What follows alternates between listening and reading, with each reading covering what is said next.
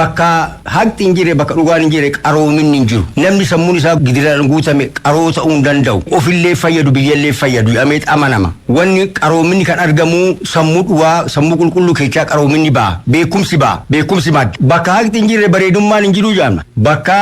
haqti injiraanne jagnummaan injiru jaan namni kan ofitti amantummaa qabaatu kan jagna ta'ee waan tokkotti xiyyeeffatee hojjetu kanii kaayoo dhaabbateefillee of kennuu danda'u sammuu qulqulluu fi bakka haqti jirtu ofitti amantummaan jira ma'ee xamanama bakka haqti jirtu tokkummaan jira ma'ee xamanama kanaafuu tokkummaa kan arbisu maal wal amantii dhabuu wal sobuu wal shakkuu sammuun dharaan guutame dhugaa sin arguu rakkina sin arguu fala sin argu kanaaf bakka haqti injire bakka dhugaan injire qaroomin injiru namni sammuun isaa gidiraan guutame qaroo ta'uu danda'u.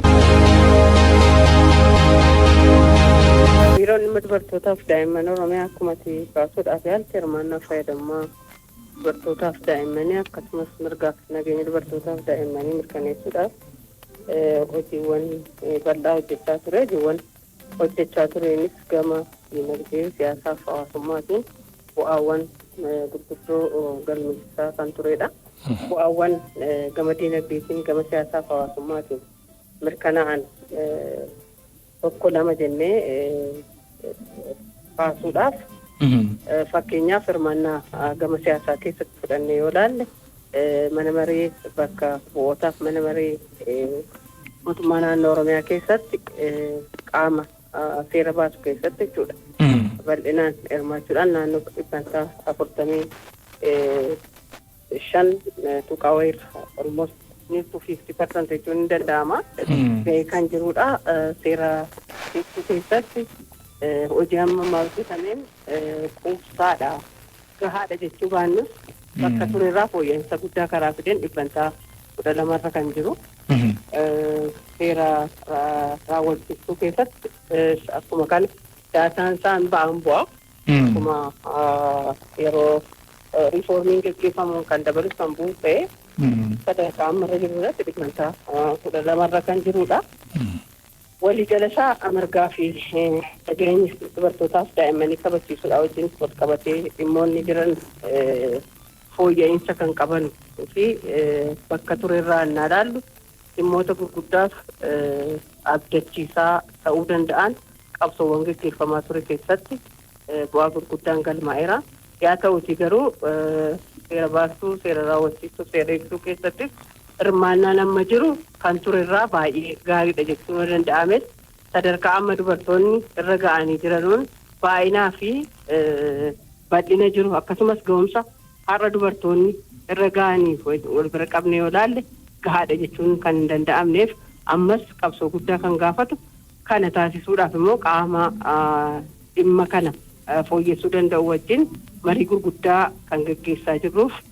marii gaggeessuu qofa osoo hin ta'in hirmaannaa dubartootaa dabaluudhaaf kallattii garaagaraatiin miseensa garaagaraa bocuudhaan dubartoonni adda duree ta'an hojii isaatiin fakkeenyummaa qaban kaka'umsa qaban fedhii qaban hawaasa jaraa tajaajiluudhaaf adda duroota keessaa adda baasuudhaan leenjii leadership management leenjisuudhaan qophii kan gochaa jiru ta'uu isaati. Gama dinagdeetiin fudhannee yoo ilaalle inisheetiiviiwwan garaagaraa fudhachuudhaan dubartoonni liqii qusannoo keessatti bal'inaan akka mari'atan akka hirmaatan fayyadamaas akka ta'an hojiin bal'aan hojjetamaati kan jiru. Gama biraatiinis immoo inisheetiiviiwwan akkaataa bal'inaaf poteenshaalii akkasumas carraa godinaalee jiruun adda baasuudhaan dubartoonni hojiiwwan qonna dinagdee keessatti akka hirmaatanuuf hojii gurguddaatu hojjetamaa jira. Kanaanis bu'aan dhufaa jiru kan jajjabeessaaf abdachiisaa ta'edha. Gama daa'immaniitis fudhannee yoo ilaalle daa'imman mirgiif nageenyi isaanii akka kabajamu dhaloota dorgomaa ta'anii akka ba'an dhaloota irratti hojiin hojjechuudhaaf qabannes kan hubannoo hawaasaa uumuun daa'imni kunuunsa isaaf malu argatee akka guddatu hojjetaa turreen bu'aawwan dhufan akkuma jirutti ta'anii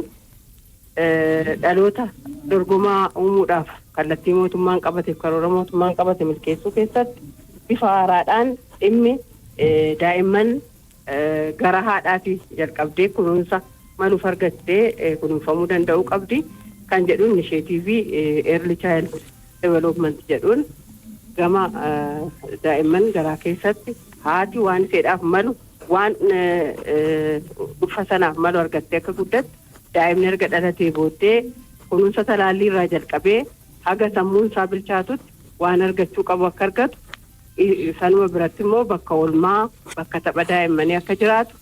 kallattii waliigalaatiin dhaloota dorgomaa taasisuu kan danda'u hojjechuu irratti hojii gurguddaatu hojjetamaa jira. Gama biraatiin dhimma mirgaaf nageenyaati hojii wal qabatee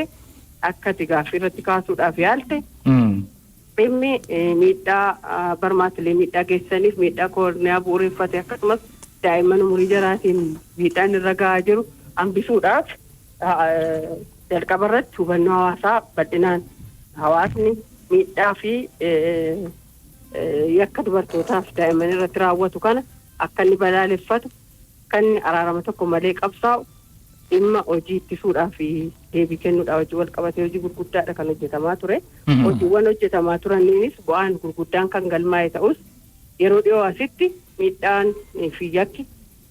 dubartootaaf daa'imman irra gahaa jiru hin dabale moo hin xiqqaate moo kan jettee kaaste dabalaa dhufeera. Dabaluu isaati kan argisiisu ragaan jirus. Dabaluu isaa kana hubachuudhaan biiroon dhimma dubartootaaf daa'immanii qooda fudhattootaaf qaamolee haqaa waliin ta'uudhaan tokko hubannoon hawaasaa bal'inaan ammas cimee irratti hojjetamuu akka qabu. Hawaasni daa'imni kan hawaasaati dubartiin hawaasa keessa jirtu yakka kan raawwatus hawaasaa kan irratti raawwatamus hawaasa waan ta'eef hawaasni hubannoo bal'aa qabaatee yakka kan akka balaaleffatu jalqaba ittisuu irratti hubannoo uumuudha. Namni namummaa isaatiin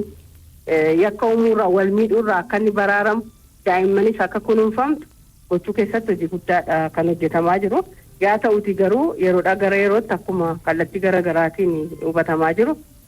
Yakkii fi miidhaan ga'u kun haalaaf amala isaa jijjiirrachaa xiqqoo aadaaf safuu hawaasa keenyaarraa karaa maqeen wanni raawwatamaa jiru yakkoon yookiin miidhaaleen akka ajjeechaa lubbuu gudeeddii daa'imman shamarranii fi dhiiraa akkasumas daa'imman dahanii gatanuuf kanneen kana fakkaatan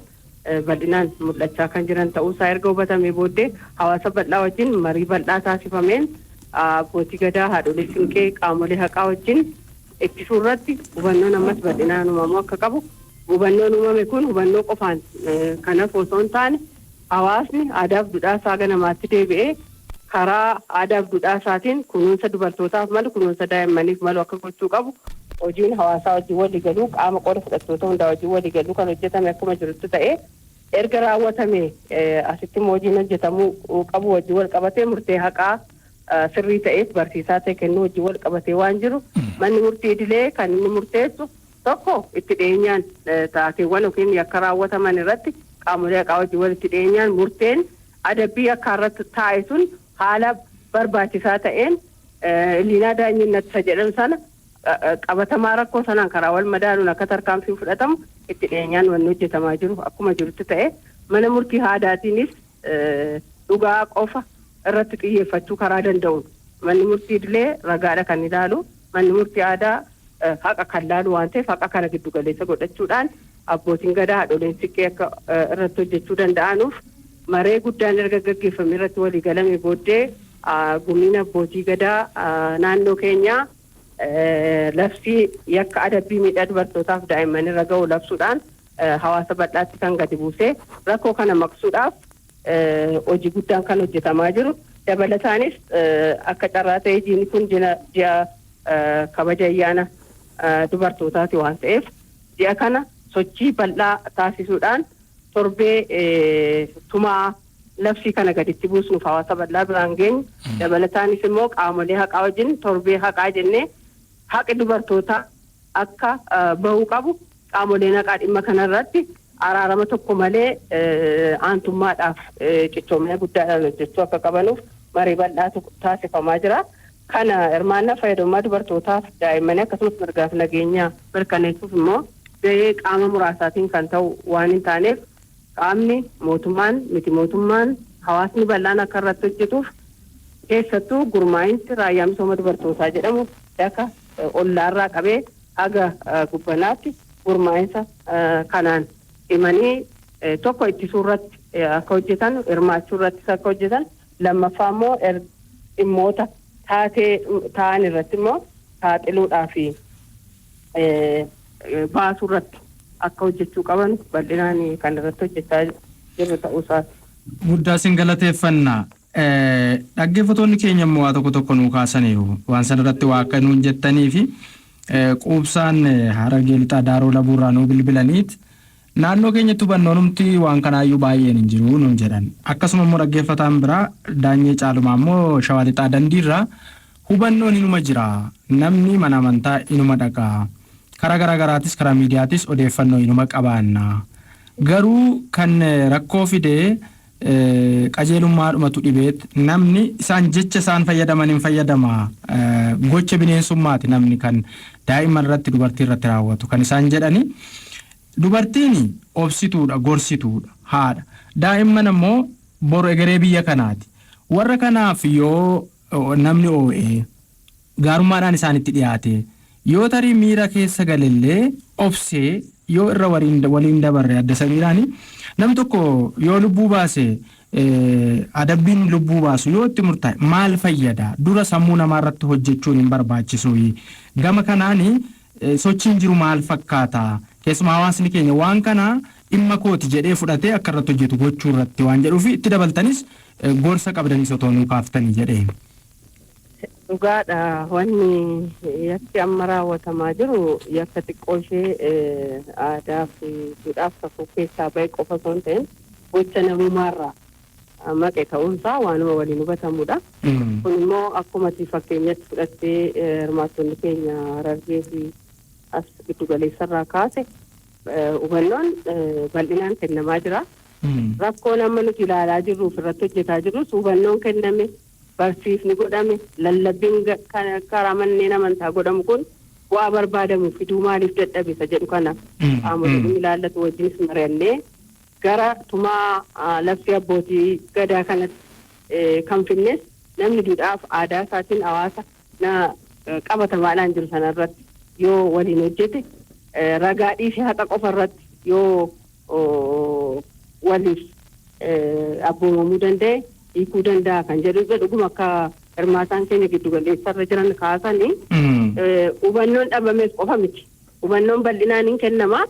Akkuma jedhame namni waltajjii mootummaan qopheesse waltajjii karaa miidiyaa darbuun dhaggeeffanne akkuma dhaggeeffataan keenya tokko kaasan yaada sana argachuu dhabuu danda'a.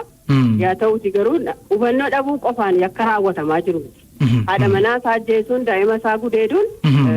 hanqina hubannooti yoo jennee fudhanne waan fakkaanneedha jechuudha. Dhugaadha. Dubbiin nuti maaliif rakkoon kun bu'uurarraa hiikamuu dadhabe jennee ilaallee itti deemaa jirru kan tumaa aadaa tumachuu qofa osoo hin taane tokko karaa mootummaa barsiisni hubannoo uumuun kennamu akkuma jirutti ta'ee manneen amantaa rabbiin namni akka sodaatu dhugummaa namummaa sanatti akka deebi'u manneen amantaa hojii namni sodaa waaqayyoo akka qabaatu maatiif namummaan nama kunuunsu akka qabu abbootii amantaa wajjin marii bal'aa geggeessaa jirra.